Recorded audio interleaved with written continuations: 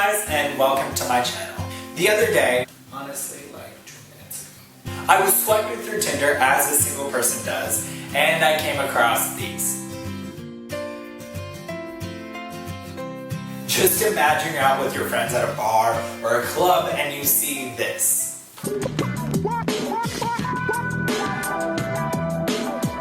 Hey, how's it going? Oh, it's good. How are you? It would be weird, unless you were at like a furry convention or something. The point is, the dog filter isn't you. And I feel like a lot of people on these apps always put the dog filter. Yes, it is cute, but I don't want the first picture I see of you to be a dog filter. I want to see your face. Now, I don't think my pictures are great.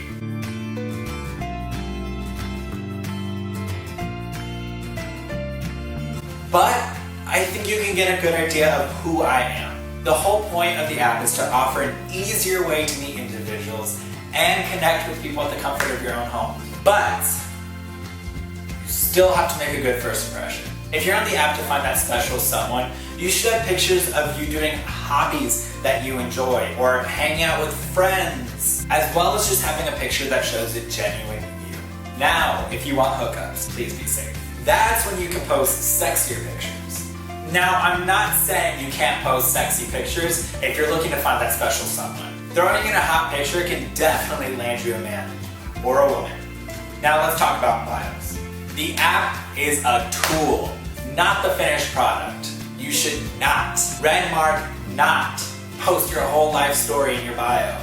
It should be short and sweet. Do you go to school? What do you go for? Do you work?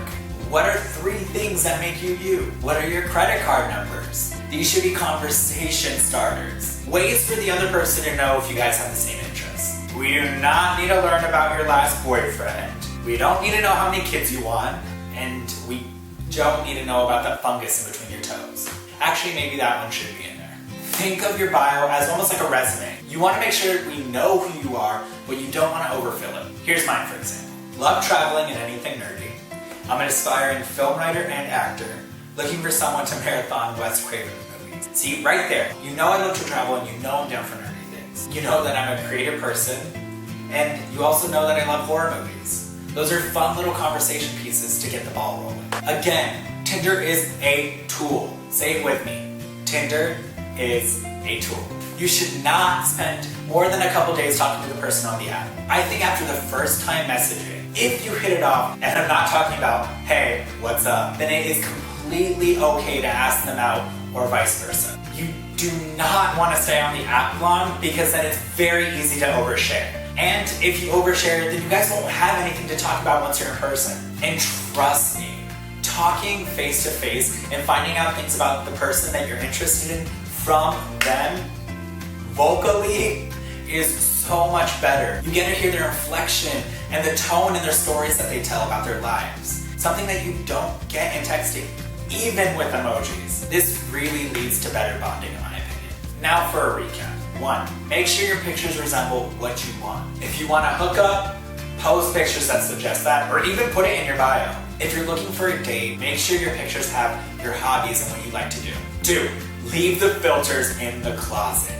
To be honest, when the first picture I see is a dog filter, I instantly swipe left. 3, bios are like resumes. Keep them short and to the point. 4, do not talk on the app long. If it goes over a week, that is no bueno. Now, these are just some of my tips. Now, I'm not a Tinder expert, but from experience and preferences, this is how I feel you should Tinder. You can follow my tips if you want. I think Tinder would be better if it was like that, or continue to do what you do.